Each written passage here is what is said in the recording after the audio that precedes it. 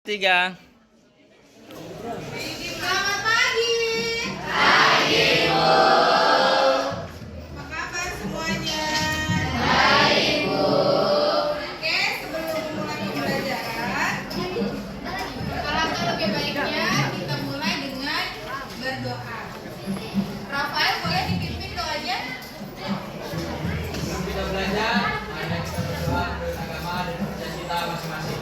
Berdoa, mulai.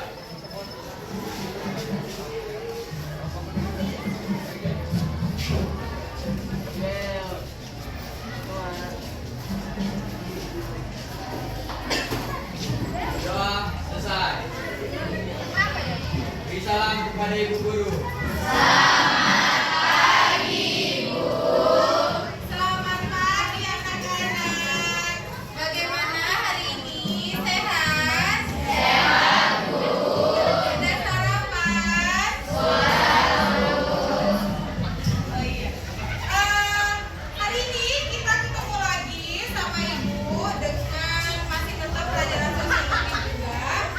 Untuk hari ini kita akan masuk ke materi yang baru, yaitu tentang konflik, kekerasan, dan juga perdamaian. Anak-anak boleh keluarkan buku paketnya, buku latihannya, serta buku catatannya. Sudah? Oke.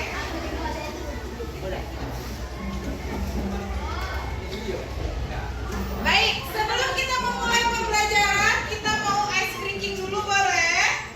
Boleh ya, biar semangat, biar nggak ngantuk. Apa ice drinkingnya? Anak-anak boleh perhatikan apa yang ibu ucapkan. Jangan perhatikan apa yang ibu lakukan. Ya, perhatikan apa yang ibu ucapkan. Jangan perhatikan apa yang ibu lakukan. Kepala, mana kepalanya? Telinga? Hidung? Mata? Mana matanya? Oke. Mana tangan kirinya? Mana tangan kanannya? Mana hidungnya? Fokus. Ada yang salah pegang? Mana bibirnya? Mana telinganya? Oke, tepuk tangan. Anak-anak masih fokus, masih pagi, harus semangat. Oke, guys, jadi hari ini kita masuk ke konflik. Apa itu? Kekerasan dan juga perdamaian. Kita mulai ya. Are you ready? Nah, pada materi kali ini tujuan pembelajaran kita adalah yang pertama mengidentifikasi tentang konflik, tentang kekerasan dan juga tentang perdamaian. Terus mendeskripsikan sebab-sebab kira-kira apa sih yang terjadi atau apa sih kira-kira yang menjadi penyebab sebuah konflik itu bisa muncul di dalam masyarakat. Yang ketiga, kita akan mendeskripsikan dampak positif dan juga dampak negatif dari sebuah konflik. Dan yang terakhir, ini yang paling penting adalah kita bisa mencari tahu atau mendeskripsikan upaya bagaimana konflik itu bisa diselesaikan. Nah, ada nggak sih kira-kira di antara kamu yang nggak pernah mengalami konflik? Ada? Anak-anak pernah mengalami konflik? Pernah punya masalah? Kalau kamu punya masalah, apa yang kamu rasain? Kesal, gelisah, apa? Sarah? Marah, pintar. Apa lagi? Niko, kalau lagi ada masalah gimana yang kamu rasain?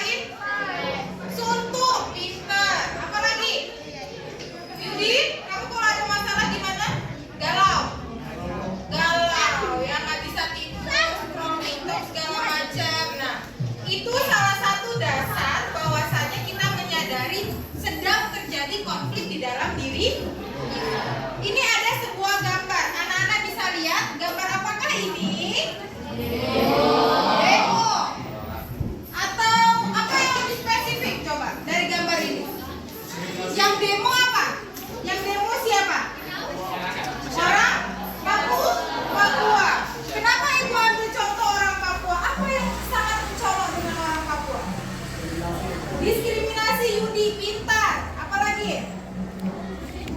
Apa yang tergambar dengan orang Papua? Kulitnya hitam. Apa itu berarti? Ras. Ya. Rasnya kira-kira mayoritas atau minoritas? Minoritas. Pintar. Biasanya kalau minoritas semakin kecil orangnya, semakin kecil penduduknya atau jumlah orangnya, dia akan semakin dikucil. Apalagi ya orang Papua ini rasnya sangat mencolok. Coba jelasin kira-kira ciri orang Papua. Hitam, pintar, Sela. Apa? Keriting, Yosefin, boleh, pintar. Apalagi? Cara berbicaranya Niko, gimana logatnya? Kuat-kuat, keras-keras ya. Iya, bagus, mantap. Apalagi? Sering nggak terjadi konflik di sana? Apa yang lagi trending coba di Papua sana? KKB, gerakan, bukan. Apa? Gimana? Kelompok kriminal Kelompok kriminal bersenjata. Apakah selesai sampai sekarang? Nanti kita bahas ya, nak. Kira-kira penyebabnya apa, dampaknya apa, dan cara penyelesaiannya bagaimana. Next ya. Nah, ini juga ada sedikit pencerahan tentang konflik di dalam sosiologi. Dalam proses interaksi, itu kemarin udah jelasin. Interaksi itu yang bagaimana? Hubungan timbal balik, take and give, memberi dan menerima. Itu tidak berjalan dengan beriringan.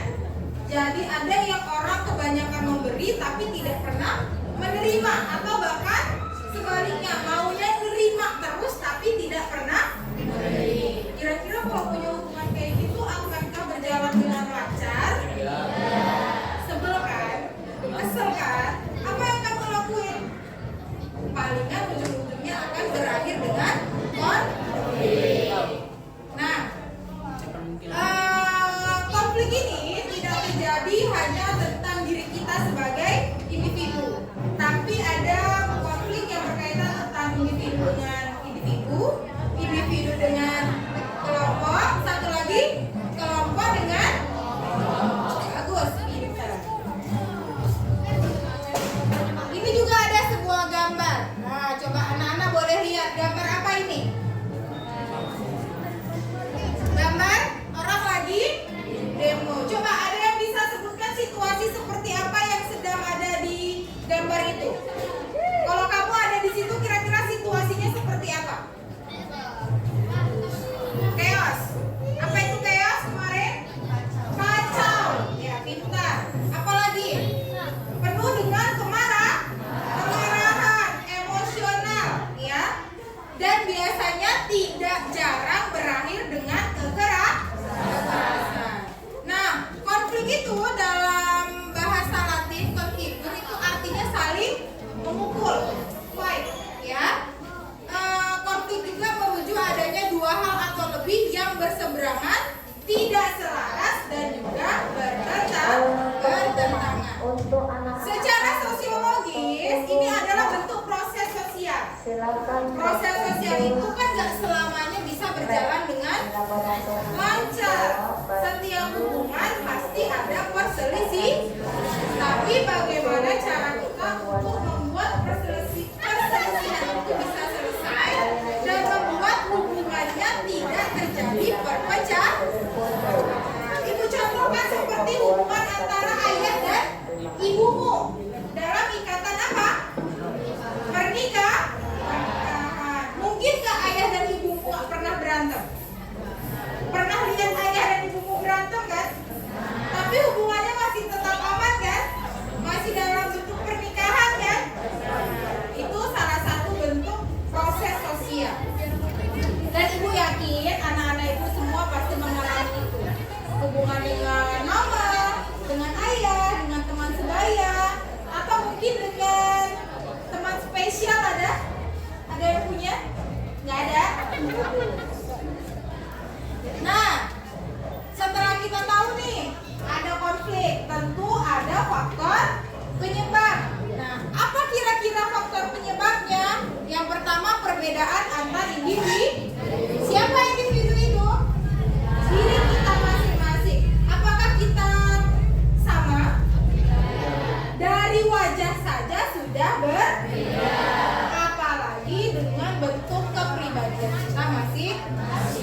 Ibu sukanya makan bakso dan dikasih cuka. Apakah si Yosepin juga sama? Nah, kamu sukanya apa? Makanan yang paling kamu suka apa? Bakso juga. Tapi caranya pasti berbeda. Atau tempat makannya juga berbeda. Apakah dengan perbedaan kita haruskah kita berkonflik? Tapi biasanya konflik itu didasarkan karena perbedaan antar individu. Atau biasanya yang lebih keren lah, ketidaksesuaian antara ekspektasi dengan realita. Sering mengalami itu? Sering, Bu. Kamu sudah berharap banyak dengan dia, tapi dia tidak memberikan apapun kepada kamu. Sering merasakan? Apa yang kamu lakukan kalau merasakan seperti itu? Kecewa, merasa di PHP-in, atau mendapatkan perhatian memberi harapan. Bagus. Selanjutnya ada perbedaan antar kebudayaan. Indonesia terkenal dengan negara yang multicultural, atau kita sering dengar dengan sebutan Bhinneka Tunggal Ika. Apakah itu? Apakah kita di sini satu kebudayaan? Ada Minang, kurang awak ada? Ada. Angkat tangan yang orang Minang. Ada? Nggak ada. Orang Batak? Ayo, angkat tangannya. Oh, mantap, banyak. Jawa ada Jawa? Bugis, Nias, Sunda, Melayu ada? Oke, mantap. Terus yang ketiga adanya perbedaan kepentingan. Biasanya ini berkaitan dengan profesi atau hal-hal yang kita lakukan sehari-hari. Dan terakhir adanya perubahan sosial. Apakah manusia selalu berubah? Iya, berubahnya sesuai dengan apa? Dengan kebutuhan. Nah, selanjutnya kita masuk ke bentuk-bentuk dari konflik. Ada namanya konflik pribadi, konflik rasial. Rasial ini apa? Warna, kulit, pintar. Yang ketiga konflik antar kelas. Yang keempat apa? Yang terakhir konflik internasional yang anak-anak tahu apa? Ayo. Perang antara Ukraina dan Ukraina dengan Rusia. Bagus, pintar. Apa lagi? Rafael, bagus. Apa lagi? Yang belum selesai sampai sekarang. Israel dengan Palestina. Ya kan, Niko, bagus, mantap. Sampai gara-gara itu kita batal jadi tuan rumah Piala. Nah, berarti itu kita sudah berbicara tentang dampak. Apa itu dampak? Akibat. Nah, dampak konflik itu ternyata nggak cuma ada yang buruknya aja, nah. Ternyata dampak konflik itu juga ada yang positif. Kalau positif ini berarti yang baik-baiknya lah. Masa sih Bu? Masa pertentangan ada hal baiknya? Nah, kita bahas di sini.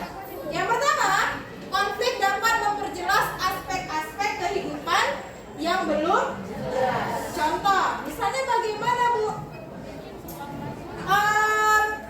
Kalau kita nggak menceritakan tentang diri kita, bisa jadi orang lain nggak tahu kalau kita sudah marah atau kita tidak suka. Ketika kita memberitahukan apa yang kita tidak suka, itu akan terjadi konflik. Tapi setelahnya hubungannya akan menjadi lebih baik, akan lebih harmonis. Contoh, Ibu sama si Yudi misalnya. Yudi ini selalu ngasih Ibu makanan, atau Yudi ini selalu ngasih Ibu buah salak. Tahu salak ya?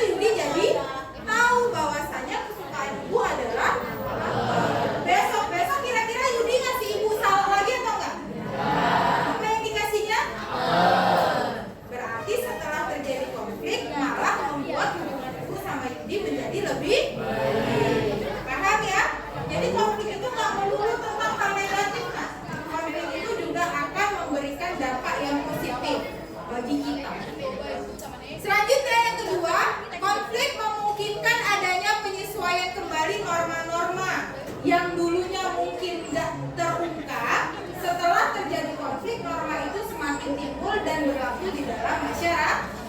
Norma itu apa? Dalam bentuk perilaku yang terjadi di dalam masyarakat. Terakhir, dampak positifnya, konflik meningkatkan solidaritas antar kelompok. Misal nih, 11 IPS 5 lagi berantem sama 11 IPS 4. Kira-kira anak-anak 11 IPS 5 akan lebih solid atau enggak? Solid itu artinya apa? Jiwa pertemanannya lebih tinggi, lebih besar. Kita harus bersatu, ya. Bersatu kita teguh, bercerai kita runtuh. Pinter. Jadi konflik itu bisa meningkatkan bentuk solidaritas juga. Itu tadi dampak apa? Positif. Kalau ada positif pasti ada negatif. Negatifnya apa, Bu? Keretakan hubungan, perpecah. Kalau dicontohkan seperti hubungan ayah dan ibumu, kalau nggak pandai-pandai, akhirnya menimbulkan apa? Bercerai. Kalau hubungan pertemanan tidak dibarengi dengan bentuk interaksi yang bagus, akan menimbulkan apa? Permusuhan. Akhirnya berbeda circle. Ya, ada yang punya circle? Punya lah ya pasti ya. Kerusakan harta benda. Kayak tadi ada contohnya ya, ada namanya pembakaran, ya. Rumahnya jadi rusak, hilangnya harta benda. Terus berubahnya sikap kepribadian. Orang kalau udah kecewa, bagaimana sikapnya kepada orang yang sama? Sama atau enggak? Sama kayak gelas, udah pecah nih, kamu rangkai lagi, bentuknya sama seperti gelas kan? Iya. Apakah kelihatannya masih sama seperti gelas yang awal tadi? Pasti sudah berbeda. Dan yang terakhir, munculnya dominasi kelompok. Biasanya kalau lagi fight, lagi konflik, pasti ada kelompok yang menang, ada kelompok yang kalah. Next. Nah, anak-anak bisa lihat gambar. Gambar apakah itu? Hah? Kekerasan. Iya, pasti diawali dengan konflik. Harusnya ini seperti bentukan pasar ya. Harusnya kan kalau pasar ada aktivitas jual beli. Tapi fokusnya kemana mereka? Ke bentuk ini kan? Konflik ini kan? Rumah terbakar, kira-kira ada yang nolongin nggak? Ini rumah rusak begini, ada yang benerin nggak? Ini koran-koran ada yang beli nggak? Jadi konflik itu malah membuat kita tidak fokus dengan aktivitas utama. Fokusnya malah dengan bentuk kekerasan dan juga permusuhan. Baik nggak kira-kira konflik ya? Kira-kira kalau ada konflik kamu harus cepat-cepat menyelesaikan atau membiarkan? Pinter anak-anak itu. Nah, anak-anak sekarang udah tahu kan arti konflik, penyebabnya, bentuknya, terus dampaknya. Sekarang kita ke penyelesaiannya. Ada beberapa. Yang pertama itu ada kompromi. Bentuk penyelesaian konflik di mana pihak yang berkonflik saling mengurangi tuntutan. Anak-anak pernah mengalami ini? Ya, tawar-menawar lah. Kalau terjadi permasalahan, ya kita cari jalan tengahnya. Ya, kita cari jalan tengahnya. Apa kamu mau, apa saya mau, kita cari jalan tengahnya supaya kita tetap bisa berjalan berdiri. Yang kedua ada arbitrase. Apa itu? Penyelesaian konflik melalui pihak ketiga. Anak-anak itu tahu pihak ketiga ya?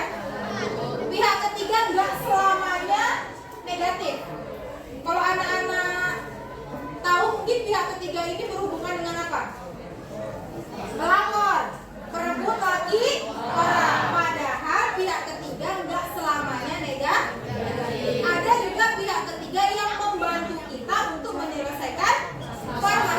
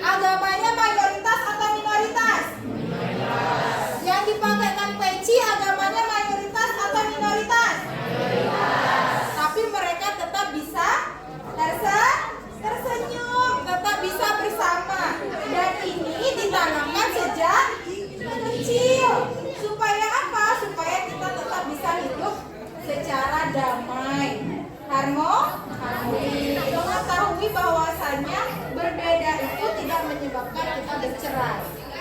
Makanya ada bineka tunggal ika, berbeda-beda tetapi tetap. Nah, terakhir ini ada adjudikasi. Ada yang bisa lihat itu gambar siapa? Gambarnya siapa? Ferdi Sambo. Kasusnya baru selesai. Ya, tentang apa? Pembunuh. Diselesaikannya dengan apa? Sidang. Pengadilan. Apa vonisnya? Hukuman.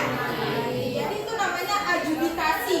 Penyelesaian konflik melalui jalur persidangan. Paham anak-anak? Nah, setelah kita pelajari materi kita, ada satu video yang akan menjadi tugas kamu. Ya, ini video yang lagi trending, yang lagi viral di TikTok atau di media sosial Instagram. Ya, Instagram. Jadi setelah ibu nanti putarkan video ini, anak-anak harus bisa berpikir kritis bagaimana cara menyelesaikan konflik tersebut. Boleh disimak ya. Saat umat sedang melaksanakan hari raya ini, puluhan warga dengan menggunakan sepeda motor mencoba membasuh lantai yang ada di kawasan Taman Nasional Taliban. Warga beranggapan lantai saat ini namun setelah ada Nah, ini terjadi di mana?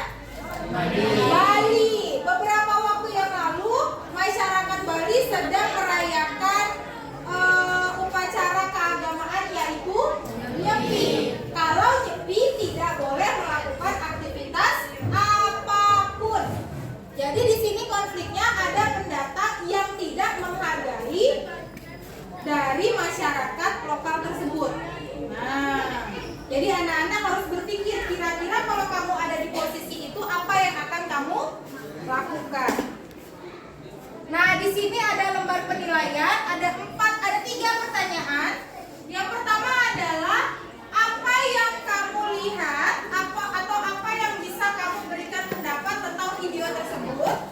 Yang kedua adalah jelaskan permasalahan yang ada di konflik di video itu, dan yang terakhir solusi apa yang anak-anak bisa berikan ketika berada di dalam situasi itu.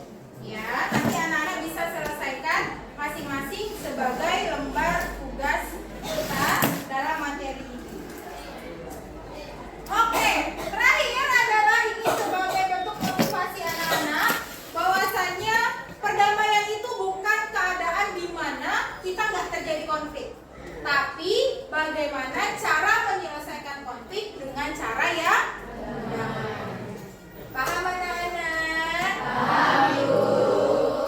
Oke, jadi materi kita hari ini sudah selesai, tapi ibu mau menanyakan sedikit tentang konflik ini sebagai bentuk refleksi, ya. Ada yang bisa menjelaskan konflik itu seperti apa? Niko, boleh? Konflik itu bagaimana, Niko? Permasalahan. Iya, boleh. Sarah, apa yang dirasakan ketika konflik? Kesal, marah, kecewa, benar. Terus ibu mau tanya juga, ada yang bisa jawab upaya penyelesaian konflik apa aja coba? Boleh, Sarah? Ada adjudikasi, pintar. Toleransi, mantap. Arbitrasi? Iya, bagus. Satu lagi? Kompromi. Mantap, tepuk tangan dulu. Oke. Jadi anak-anak sudah sangat mengerti dan sangat paham tentang konflik dan penyelesaiannya. Sebelumnya ibu mengucapkan terima kasih sekali anak-anak hari ini sudah semangat. Tepuk tangan lagi, Pak. Nanti tugasnya diselesaikan. Yang videonya yang bisa menjelaskan dengan bagus akan ibu berikan hadiah. Apa hadiahnya? Ibu kasih permen. Oke? Oke. Paham anak-anak? Oke. Terima kasih untuk hari ini. Kita bertemu lagi minggu depan.